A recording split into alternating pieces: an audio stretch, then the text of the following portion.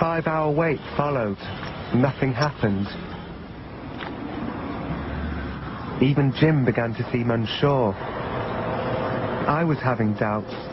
For instance, why would the secret rulers of the world allow a tourist bus into their cabal? But how come they just let a coach party in? Could it be some Bilderberg personal staff, like their own private cooks, valets, whatever? But Brendan, the photographer from the Weekly News, later said he saw something on the coach that froze him to the spot.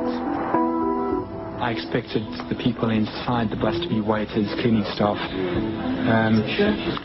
As the bus drove in, I focused on one person and he was staring at me.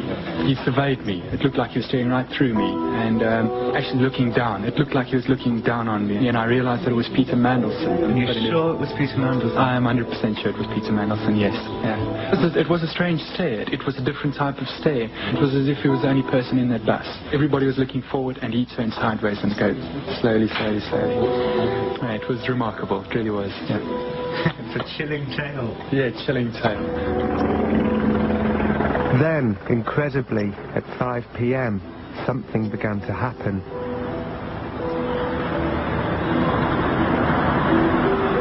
Later I managed to get a copy of the guest list, the names of the men who really did roll past us up the drive of the Caesar Park that day.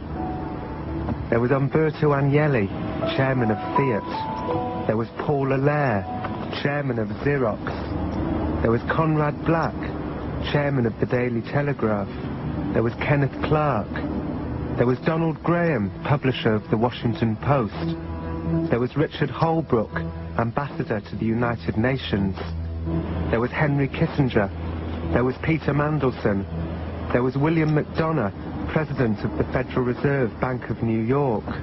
There were CEOs of Nokia and SmithKline Beecham. There was David Rockefeller, chairman of the Chase Manhattan Bank. There was Robert Shapiro, CEO of Monsanto. And there was James Wolfenson, president of the World Bank.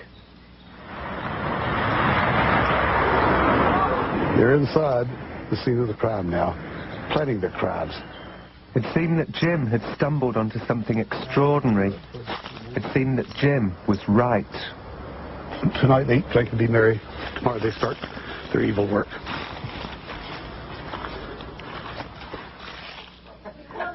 Later that night, Jim announced he was calling off the midnight penetration. You can't get lung cancer without working at it. But maybe it's just an emotional thing that I feel like I ought to try every year. It was sad to realize that tobacco industry directors were inside the Caesar Park, and it was Jim's 60-a-day habit, his bad health, that had put pay to the midnight penetration. Later, back in Washington, Jim told me something extraordinary about the one time he met Henry Kissinger. So at this moment, I'm saying to him, Dr. Kissinger, at the Bilderberg meeting near Innsbruck, Austria last June, you said this, and this other man said that. Who was that other man? For a moment, he forgot to affect his German accent. His first reaction was, well, that is a private meeting. Then he checked himself. That was a private meeting. Or, assuming his German accent. The boy's been here since he's 14 years old. Could this be true? Could Henry Kissinger really have spent his life adopting a fake German accent to camouflage his American one? And if so, why? That was a private meeting. A private meeting. That was a private meeting. A private meeting. I was beginning to find it no longer possible to judge what was true and what wasn't. I needed to regain some rationality. And then I began to notice little things scattered around the Spotlight office. I decided to check the Spotlight's credentials with the Anti-Defamation League, the world's most powerful Jewish defense organization. The ADL's job is to determine who is and who isn't an anti-Semite. What do you know about Jim Tucker and the Spotlight? The Spotlight is the leading anti-Semitic propaganda organ in the United States. Its editorial policy is very anti-Semitic and racist. And of course, with Spotlight, all of the conspiracy theories usually circle back in upon themselves to the Jews. David and I went to Portugal with Jim Tucker because he told us about the Bilderberg group. He said that they were the secret rulers of the world. And I had no idea about what you're saying about Jim. I find it really utterly ludicrous that anyone could see them as the center of a world conspiracy, a worldwide conspiracy. The Bilderbergers have been getting together for a large number of years. There's nothing in the public record that shows that they have any control whatsoever on governments. Just like Jim, Gail was portraying the events that occurred in Portugal as a battle between good and evil, except that in her version, the man chasing us was not the dangerous one. The evil man was sitting in my own back seat. Looks like we have a waiting game here. I think Gail felt I'd been to a dark place. I'd allowed myself to be beguiled by racist conspiracy theorists. I'd allowed myself to see our world through their eyes.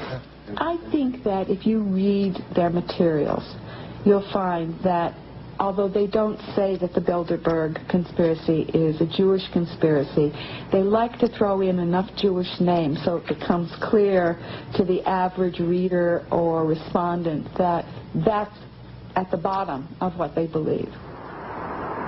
I didn't know what to think. Had Jim been using code words all this time? Was Jim being clever?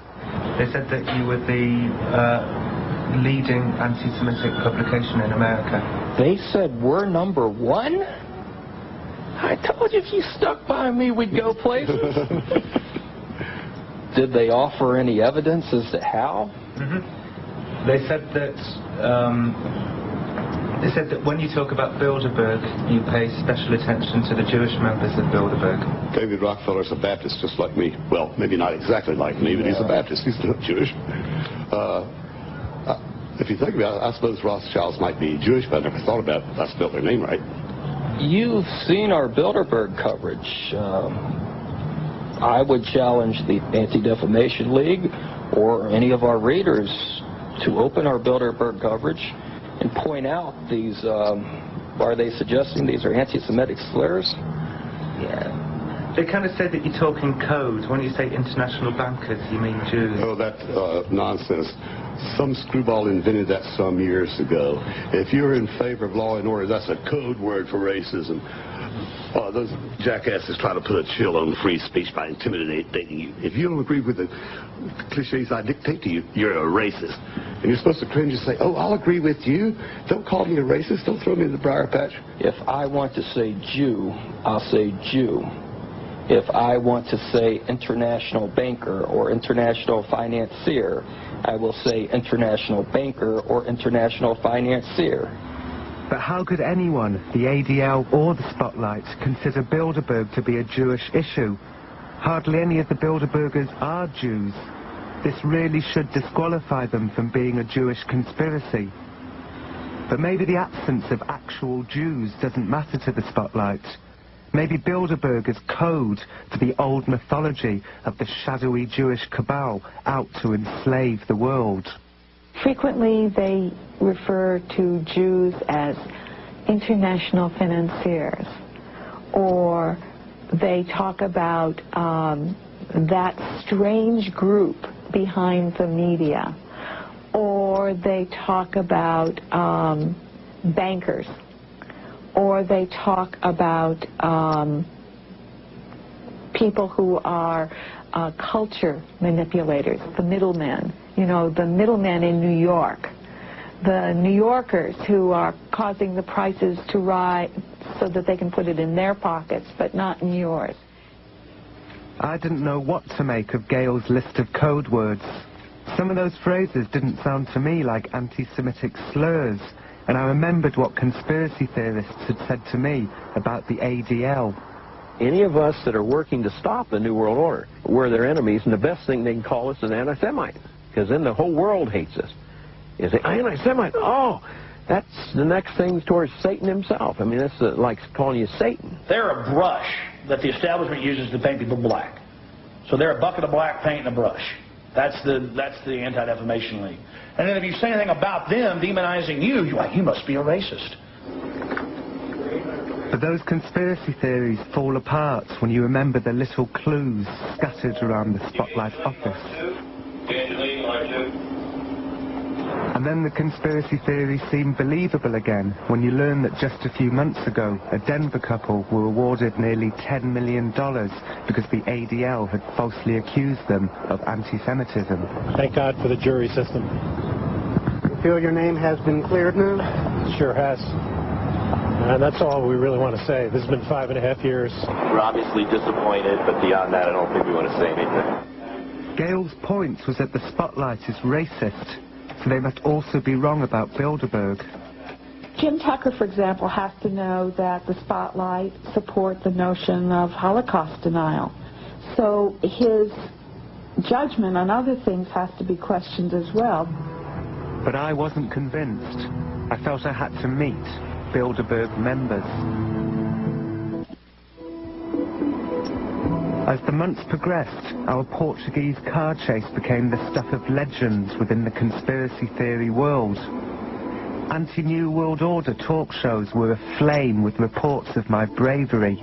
Come on over here and get on TV with me. That can be part of your film, you know. You were invited on the Extremist broadcast because you guys actually made national, international news. I covered it here like last year in Central Portugal. You had some guy in black sunglasses try to run you off. And well, we went to a Bilderberg meeting in Portugal, and we tried to get into the meeting, and then a man in a dark green Lancia chased us all over Portugal. But it turned out okay. All right, bud. Well, certainly good talking to you, and we're just glad to have you here. Thank you. All right, you bet. I spent months contacting Bilderberg attendees for interviews, but most, like Peter Mandelson, didn't even reply to my letters. I remembered something that Paul Luckman had said back in Portugal about Bilderberg's culture of secrecy. I'm talking to one of the editors on the business desk, city desk. And the minute I mentioned Bilderberg, it just changed the subject totally. The editor said, "Did you hear what I said?" I said, "Yes." I said, "Do you know about them?" "Yeah, I've heard about them." And just nothing else. The conversation does not happen. We don't even talk about it. So it was all the more incredible that after months of trying, I was suddenly invited to meet the Secretary General of the Bilderberg Group, a secret ruler of the world himself, should you believe the conspiracy theorists. But you have done very well in keeping